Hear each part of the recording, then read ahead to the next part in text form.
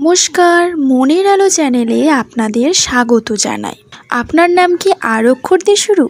তাহলে এই পুরো সপ্তাহটি অর্থাৎ 25শে নভেম্বর থেকে 30শে নভেম্বর 2025 পর্যন্ত আপনার জন্য কেমন কাটতে চলেছে?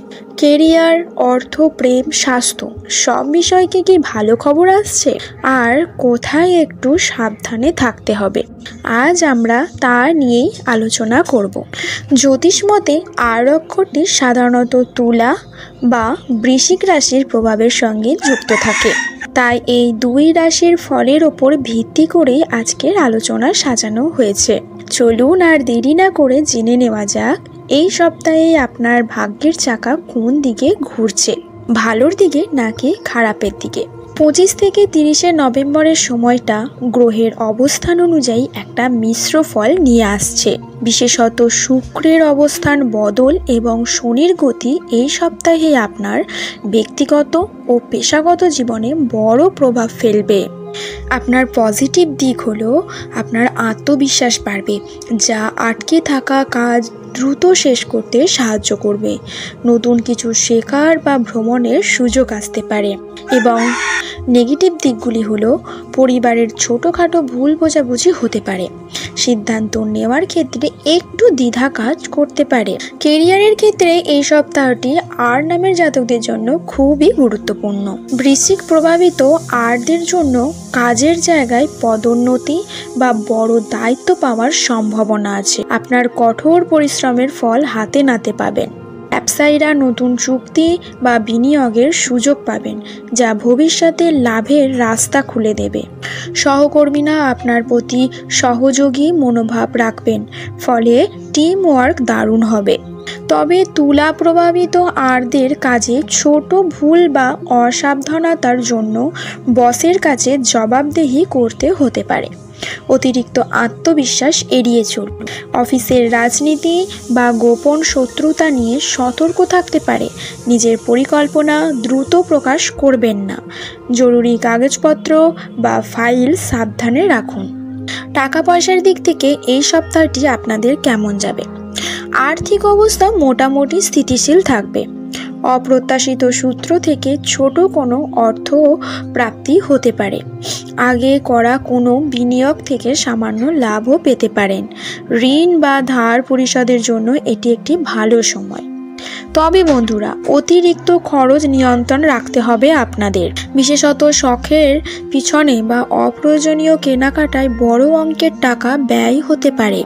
কেউ আর্থিক বিষয়ে পরামর্শ চাইলে খুব বুঝে শুনে সাহায্য করুন।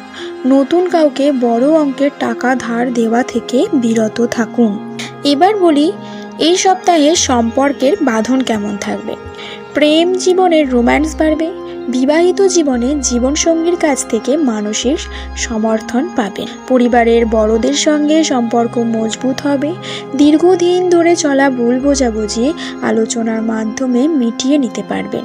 একাকী আর নামের জাতক জাতিকাদের জন্য নতুন কোনো সম্পর্ক শুরু হওয়ার ইঙ্গিতও আছে। সপ্তাহের মাঝামাঝি সময়ে তুচ্ছ কারণে মনোমালিন্য হতে পারে। নিজের রাগ নিয়ন্ত্রণ করুন। বন্ধুদের সঙ্গে বা সামাজিক অনুষ্ঠানে এমন কোনো কথা বলবেন না যা পরে সমস্যার সৃষ্টি হতে পারে। যোগাযোগের স্বচ্ছতা রাখুন। এবার বলি স্বাস্থ্যের দিক থেকে। স্বাস্থ্যের দিক থেকে বলতে গেলে মানসিকভাবে আপনি সতেজ এবং প্রাণবন্ত বোধ করবেন এবং পুরনো কোনো দীর্ঘমেয়াদী রোগ থাকলে তার থেকে সামান্য উপশম পেতে পারেন।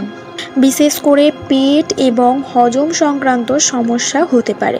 বাইরের খাবার এড়িয়ে চলুন এবং অতিরিক্ত কাজের চাপে শারীরিক ক্লান্তি আসতে পারে। পর্যাপ্ত বিশ্রাম নেওয়া জরুরি।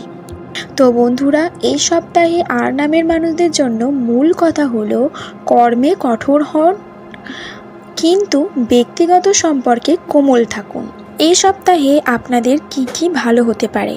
আপনাদের কেরিয়ারের সাফল্য ও নতুন সুযোগ আসতে পারে এবং প্রেম ও পারিবারিক সম্পর্কে উন্নতি ও অপ্রত্যাশিত অর্থপ্রাপ্তির সম্ভাবনা রয়েছে এবং কিছু কারণেও আপনাদের সতর্ক থাকতে হবে, যেমন অতিরিক্ত খরচে নিয়ন্ত্রণ করুন, পেট সংক্রান্ত স্বাস্থ্য সমস্যা নিয়ে সতর্ক থাকুন এবং কাজের ক্ষেত্রে ভুল এড়িয়ে চলুন।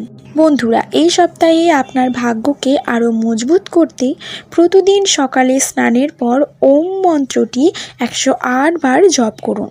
সম্ভব হলে বুধবার দিন সবুজ রঙের পোশাক পরিধান করুন।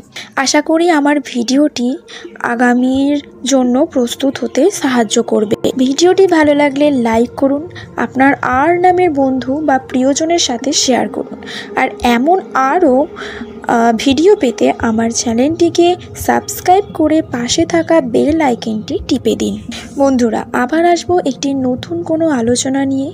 ততক্ষণের জন্য ভালো থাকুন, সুস্থ থাকুন আর আপনার ভাগ্যে আপনার সহায় হোক। নমস্কার।